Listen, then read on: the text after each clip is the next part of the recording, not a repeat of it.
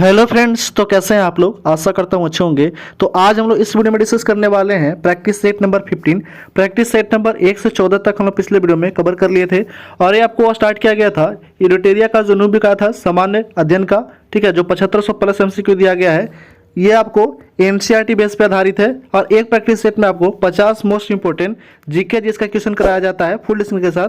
तो कृपया अभी तक जो भी चैनल को सब्सक्राइब नहीं किए हैं तो कृपया सब्सक्राइब कर दें, लाइक कर दें, बेल आइकन दबा दें और अलग अलग ऐसे रिलेटेड ग्रुप में शेयर कर दें। इसका PDF आपको व्हाट्सएप ग्रुप पे प्रोवाइड कर दिया जाता है और व्हाट्सएप ग्रुप का लिंक इस वीडियो के डिस्क्रिप्शन में लिंक दे दिया गया है, तो वहाँ से जाकर आप देख सकते हैं। 1 से 14 तक जो वीडियो नहीं देखे हैं, ठीक है, प्रैक्टिस सेट, उनके लिए प्लेलिस्ट भी बना दिया गया है और प्लेलिस्ट का लिंक इस वीडियो के डिस्क्रिप्शन में लिंक दे दिया गया है, तो वहाँ से जाकर आप देख सकते हैं। NTPC, BPSCL, ठीक है, और जितने भी कैंडिडेट तैयारी कर रहे हैं उनके लिए मोस्ट इंपोर्टेंट प्रैक्टिस सेट है। तो आज हम इस वीडियो में डिस्कस करने वाले हैं practice set number 15। Practice set number 15 का फर्स्ट क्वेश्चन है। प्रैक्टिस सेट नंबर 15 का पहला क्वेश्चन है। फर्स्ट क्वेश्चन दिया गया है कि लॉर्ड मैकाले की अध्यक्षता में प्रथम विधि आयोग की स्थापना किसके अंतर्गत किया गया था। तो यह किया गया था आपका चार्टर अधिनियम 1833 के तहत। ऑप्शन नंबर बी हो जाएगा राइट आंसर। नेक्स्ट क्वेश्चन है। अगला प्रश्न दिया गया है कि निम्नलिखित में से कौन सा सही सुमेलित नहीं है, यह बताना है। तो ठीक है, लोक लेखा समिति में 22 सदस्य होते हैं, तो पहला जो है वो सही है। दूसरा है प्राक्कलन समिति में 30 सदस्य होते हैं, तो ये भी सही है। चौथा है आपका सार्वजनिक उपक्रम समिति में 30 सदस्य होते हैं, तो ये गलत है। यानी कि ऑप्शन नंबर क्या हो जाएगा, 3 हो जाएगा राइट आंसर। कौन सुमेलित नहीं है, तो ऑप्शन नंबर केवल 3 हो जाएगा, ठीक है, ऑप्शन नंबर सी हो जाएगा राइट आंसर। नेक्स्ट क्वेश्चन है। अगला प्रश्न है कि रामनाथ कोविंद समिति किसके संबंधित है। तो रामनाथ कोविंद जो समिति है यह संबंधित है आपका चुनाव सुधार से। ऑप्शन नंबर बी हो जाएगा राइट आंसर। नेक्स्ट क्वेश्चन है। अगला प्रश्न है कि मैं यह विचार सहन नहीं कर सकता कि जिस व्यक्ति के पास संपत्ति है वो वोट दे सकता है, लेकिन वह आदमी जिसके पास चरित्र है वह संपत्ति या शिक्षा नहीं वोट नहीं दे सकता। यह कथन किसका है। तो यह जो कथन है वह आपका महात्मा गांधी का कथन है। महात्मा गांधी का जन्म हुआ था, महात्मा गांधी का जन्म होता है 2 अक्टूबर 1869 को, मृत्यु हो जाता है 30 जनवरी 1948 को। नेक्स्ट क्वेश्चन है। अगला प्रश्न है कि न्यायमूर्ति UC बनर्जी आयोग का गठन निम्नलिखित में से किसकी जांच के लिए किया गया था। तो यह किया गया था आपका वर्ष 2002 में गोधरा घटना की जांच के लिए किया गया था। ऑप्शन नंबर ए हो जाएगा राइट आंसर। नेक्स्ट क्वेश्चन है। अगला प्रश्न है कि भारतीय संविधान के अनुसार निम्नलिखित में से कौन सा देश शासन के लिए आधारभूत है। तो वह आपका राज्य का नीति देशक तत्व है, ठीक है। ये कहाँ से लिया गया था, तो आयरलैंड के संविधान से लिया गया है। ऑप्शन नंबर डी हो जाएगा राइट आंसर। नेक्स्ट क्वेश्चन है। अगला प्रश्न है कि निम्नलिखित में से कौन सा दोष सुमेलित है, ये बताना है, ठीक है। तो आपका कोटो पक्षी का है तो इक्वाडोर में, तो ये सही है। दूसरा है विश्वबेस जो है वो फिलीपींस में नहीं, तो ये कहाँ है, तो इटली में है, ठीक है। कहाँ है, इटली में है। तीसरा है फुजियामा जापान में है, ठीक है, फ्यूजियामा जापान में है, तो ये सही है, ठीक है। चौथा है किलिमंजारो का है तो तंजानिया में है ये, ठीक है, तंजानिया में, अफ्रीका के तंजानिया में ये स्थित है, ठीक है, किलिमंजारो। तो ऑप्शन नंबर क्या हो जाएगा, 1 और 3, ठीक है। तो इसका जो राइट आंसर हो जाएगा ऑप्शन नंबर सी, 1 तथा 3। नेक्स्ट क्वेश्चन है। अगला प्रश्न दिया गया है कि मानचित्र के कितने घटक होते हैं। तो मानचित्र के 3 घटक होते हैं। ऑप्शन नंबर ए हो जाएगा राइट आंसर। नेक्स्ट क्वेश्चन है। अगला प्रश्न है कि आर्कटिक महासागर तथा बोरिंग जल संधि से जुड़ा हुआ महासागर कौन सा है। तो है आपका प्रशांत महासागर है। ऑप्शन नंबर ए हो जाएगा राइट आंसर। और सबसे बड़ा महासागर भी प्रशांत महासागर है। नेक्स्ट क्वेश्चन है। अगला प्रश्न है कि चक्रवात और प्रति चक्रवात निम्न में से किस प्रकार के पवन का उदाहरण है। तो यह उदाहरण है आपका मौसमी पवन का उदाहरण है, ठीक है, चक्रवात और प्रति चक्रवात। ऑप्शन नंबर सी हो जाएगा राइट आंसर। नेक्स्ट क्वेश्चन है। अगला प्रश्न दिया गया है कि गुप्तकालीन प्रमुख मंदिर या स्तूप कौन सा बेमेल है, यह बताना है, ठीक है। तो बेमेल हो जाएगा आपका ऑप्शन नंबर सी। भीतरगांव कहाँ है, तो भीतरगांव जो है ये आपका यूपी में है, ठीक है। सारनाथ धामे का स्तूप, ठीक है, नालंदा बौद्ध विहार के लिए, ठीक है। तो ऑप्शन नंबर क्या हो जाएगा, सी हो जाएगा राइट आंसर। नेक्स्ट क्वेश्चन है। अगला प्रश्न दिया गया है कि निम्न में से किस मत के अनुयायियों को पंचार्थी भी कहा जाता है। तो पंचार्थी कहा जाता है, पाशुपत के अनुयायियों को पंचार्थी कहा जाता है। ऑप्शन नंबर ए हो जाएगा राइट आंसर। नेक्स्ट क्वेश्चन है। अगला प्रश्न है कि निम्न में से किस हड़प्पा स्थल से कांसे का दर्पण मिला है। तो कांसे का दर्पण मिला कहाँ से, तो हड़प्पा से। ऑप्शन नंबर ए हो जाएगा राइट आंसर। मोहनजोदड़ो से क्या मिला है, तो ठीक है, नर्तकी की मूर्ति मिला है, ठीक है। लोथल से क्या मिला है, तो लोथल से मिला आपका लोथल से बंदरगाह मिला है, ठीक है। नेक्स्ट क्वेश्चन है। अगला प्रश्न दिया गया है कि सिक्कों, ठीक है, सिक्कों को राखी व्यवस्था के अंतर्गत उपज का कितना प्रतिशत हिस्सा संरक्षण के लिए लिया जाता है। तो सिक्कों को राखी व्यवस्था के अंतर्गत उपज का कितना प्रतिशत हिस्सा संरक्षण के लिए लिया जाता है। तो आपका 20%। ऑप्शन नंबर सी हो जाएगा राइट आंसर। नेक्स्ट क्वेश्चन है। अगला प्रश्न दिया गया है वो है आपका कि निम्न में से किस पाल वंश का दूसरा संस्थापक माना जाता है। तो पाल वंश का दूसरा संस्थापक महिपाल को माना जाता है। ऑप्शन नंबर डी हो जाएगा राइट आंसर। पहला कौन थे, तो गोपाल थे, ठीक है, पहला गोपाल थे। नेक्स्ट क्वेश्चन है। अगला प्रश्न है कि विजयनगर साम्राज्य किस वंश की स्थापना सबसे पहले हुई थी? तो विजयनगर साम्राज्य में सबसे पहले संगम वंश की स्थापना हुआ था। ऑप्शन नंबर सी हो जाएगा राइट आंसर। नेक्स्ट क्वेश्चन है, अगला प्रश्न है कि निम्न से किसकी उपाधि दूरे दुरानी यानी कि युग का मोती, ठीक है, था? तो वो था आपका ठीक है अहमद शाह अब्दाली का, ठीक है, दूरे दुरानी। ऑप्शन नंबर ए सी हो जाएगा राइट आंसर। नेक्स्ट क्वेश्चन है, अगला प्रश्न दिया गया है 80 नंबर क्वेश्चन है कि किसने कहा था कांग्रेस आंदोलन न तो लोगों के द्वारा प्रेरित था और न यही, ठीक है, न ही उनके द्वारा सोचा या योजनाबद्ध किया गया था। ठीक है, क्वेश्चन दिया गया है कि किसने कहा था कि कांग्रेस आंदोलन न तो लोगों के द्वारा प्रेरित था और न ही यह उनके द्वारा सोचा या योजनाबद्ध किया गया था। तो यह था कथन किसका था? सर सैयद अहमद खां का। ऑप्शन नंबर बी हो जाएगा राइट आंसर। नेक्स्ट क्वेश्चन है, अगला प्रश्न है कि राजनीतिक सुधारों को लेकर विरोध करने वाले पहले भारतीय कौन थे? तो पहले भारतीय थे राजा Ram Mohan Roy. Option number C हो जाएगा राइट आंसर। नेक्स्ट क्वेश्चन है, अगला प्रश्न दिया गया है कि निम्नलिखित में से कौन सुमेलित नहीं है, यह बताना है। एशियाटिक सोसाइटी ऑफ बंगाल की स्थापना 1784 में हुआ था, तो यह सही है पहला। दूसरा है कि एशियाटिक सोसाइटी ऑफ बॉम्बे की स्थापना 1804 में हुआ था, तो यह भी सही है। तीसरा है कि royal Asiatic society of Britain की स्थापना 1823 में हुआ था, तो यह भी सही है। चौथा है कि land holder society of Bengal की स्थापना 1844 में, तो ये गलत है। ये कब हुआ था? तो 1838 में होता है। ऑप्शन नंबर क्या हो जाएगा? तो गलत पूछना था, गलत चुनना था, तो ऑप्शन नंबर डी हो जाएगा राइट आंसर। नेक्स्ट क्वेश्चन है, अगला प्रश्न है कि कांग्रेस के निम्नलिखित नेताओं में से कौन एक पूरी तरह से कैबिनेट मिशन की योजना के पक्ष में था?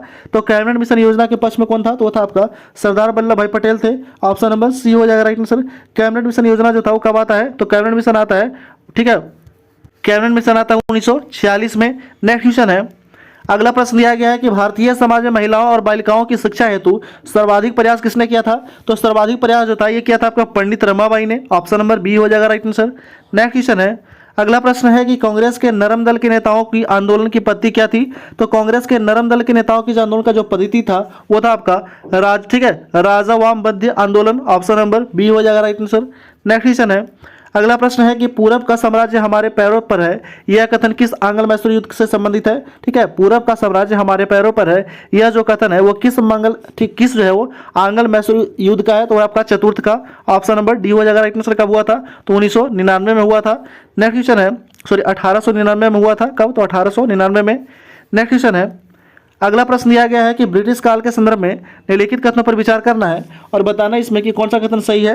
पहला कथन है कि 1935 में गवर्नमेंट ऑफ इंडिया एक्ट प्रांतीय स्वायत्तता का प्रावधान किया गया था, तो यह पहला कथन सही है। दूसरा कथन है कि 1937 के चुनाव में संयुक्त प्रांत में कांग्रेस के साथ मिलकर सरकार बनाने के लिए मुस्लिम लीग प्रस्ताव को कांग्रेस को स्वीकार कर लिया था, तो यह गलत है। यानी कि ऑप्शन नंबर क्या हो जाएगा? तो केवल पहला कथन सही है। ठीक है, नेक्स्ट क्वेश्चन है, अगला प्रश्न दिया गया है कि किस शुष्क सेल में विद्युत का उत्पादन कैसे होता है? तो किसी भी शुष्क सेल में विद्युत का जो उत्पादन होता है वो रासायनिक ऊर्जा से होता है। रासायनिक ऊर्जा को विद्युत ऊर्जा में कन्वर्ट करता है।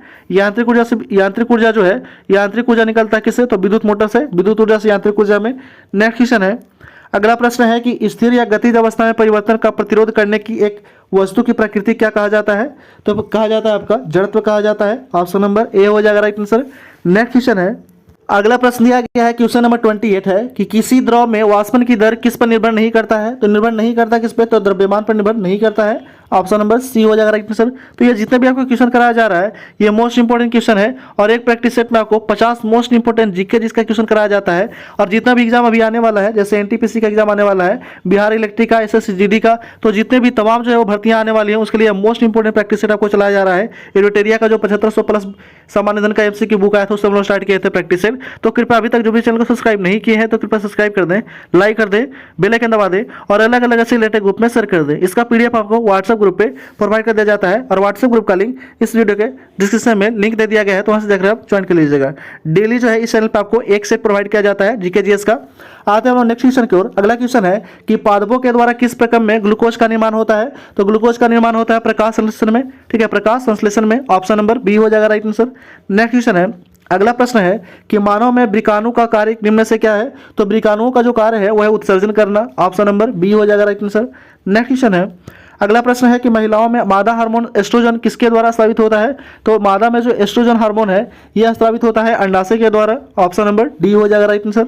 नेक्स्ट क्वेश्चन है, अगला प्रश्न दिया गया है कि यौन प्रजनन में अभिभावक का योगदान कितना होता है? तो अभिभावक का योगदान होता है उनके गुणसूत्र का आधा। ऑप्शन नंबर ए हो जाएगा right answer.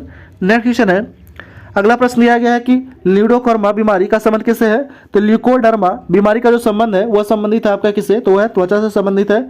Option number A हो जाएगा राइट आंसर।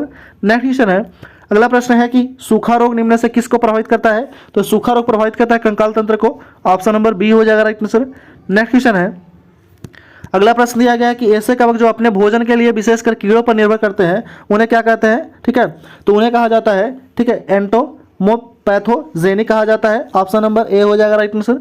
नेक्स्ट क्वेश्चन है, अगला प्रश्न दिया गया है कि निम्न से कौन बढ़ते भ्रूण के लिए पोषक उत्तक का कार्य करता है? तो बढ़ते भ्रूण के लिए पोषक उत्तक का कार्य करता हुआ है आपका भ्रूणपोष। ऑप्शन नंबर डी हो जाएगा राइट आंसर। नेक्स्ट क्वेश्चन है, अगला प्रश्न है कि प्रायः कार्बनिक यौगिक में उपस्थित बंधों की प्राकृतिक होती है कैसा? तो इसका जो प्राकृतिक होता है वो होता है आपका सहसंयोजक प्रकृति होता है। ऑप्शन नंबर बी हो जाएगा राइट आंसर। नेक्स्ट क्वेश्चन है कि प्राकृतिक रबड़ निम्नलिखित में से किसका बहुलक होता है? तो प्राकृतिक रबड़ जो है ये बहुलक होता है आइसोप्रीन का बहुलक होता है प्राकृतिक रबड़। ऑप्शन नंबर सी हो जाएगा राइट आंसर। नेक्स्ट क्वेश्चन है, अगला प्रश्न दिया गया है कि साइक्लोट्रॉन किसको त्वरित करने के लिए प्रयुक्त किया जाता है? तो साइक्लोट्रॉन जो है यह त्वरित करने के लिए प्रोटॉन को त्वरित करने के लिए प्रयोग किया जाता है। ऑप्शन नंबर बी हो जाएगा राइट आंसर। नेक्स्ट क्वेश्चन है, अगला प्रश्न है कि भारत के किस शहर में मरुस्थल की राजधानी कहा जाता है? तो मरुस्थल की राजधानी कहा जाता है जैसलमेर को। ऑप्शन नंबर डी हो जाएगा राइट आंसर। और ये कहाँ है? तो यह राजस्थान में है आपका जैसलमेर। नेक्स्ट क्वेश्चन है, अगला प्रश्न दिया गया है कि इलेक्शन एटलस ऑफ इंडिया किसकी कृति है? तो इलेक्शन एटलस ऑफ इंडिया जो है कृति है आपका आर के ठकराल का। ऑप्शन नंबर बी हो जाएगा राइट आंसर।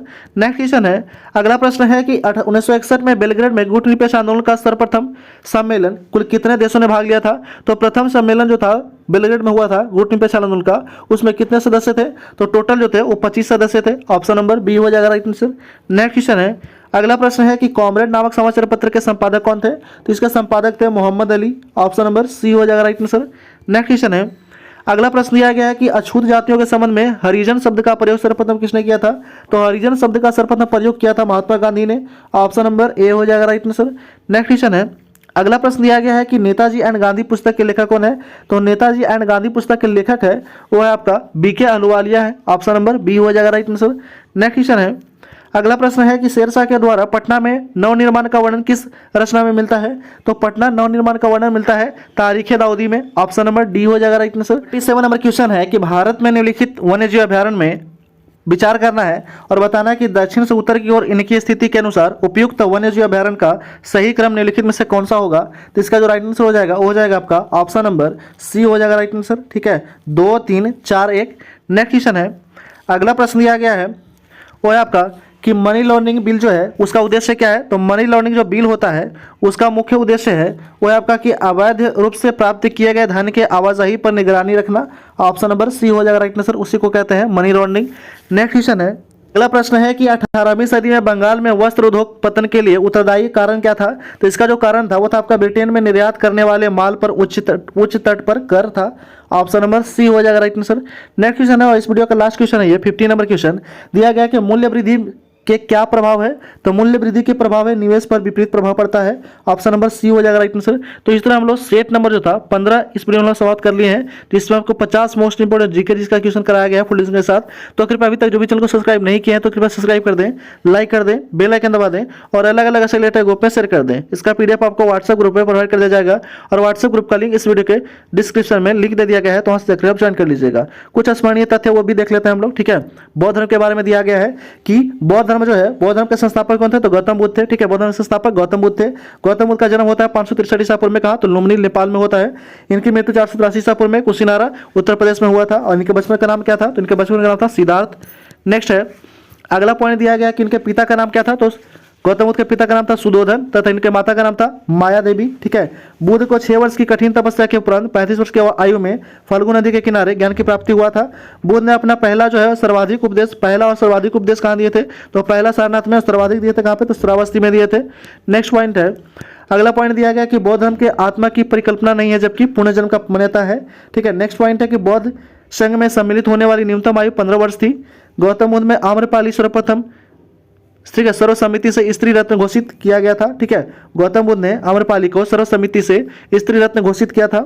नेक्स्ट पॉइंट है, अगला पॉइंट है कि सर एडविन अर्नाल्ड ने गौतम बुद्ध को एशिया का ज्योतिपुंज कहा था, यानी कि लाइट ऑफ एशिया कहा था किसने? तो सर एडविन अर्नाल्ड ने। ये बहुत बार क्वेश्चन पूछा गया है कि गौतम बुद्ध को लाइट ऑफ एशिया किसने कहा था, यानी कि ठीक है, गौतम बुद्ध को एशिया का ज्योतिपुंज किसने कहा था? तो सर एडविन अर्नाल्ड ने कहा था। आते हैं हम लोग यहाँ पे देख लेते हैं कुछ जो है वो संगीत सभा हुआ है, ठीक है।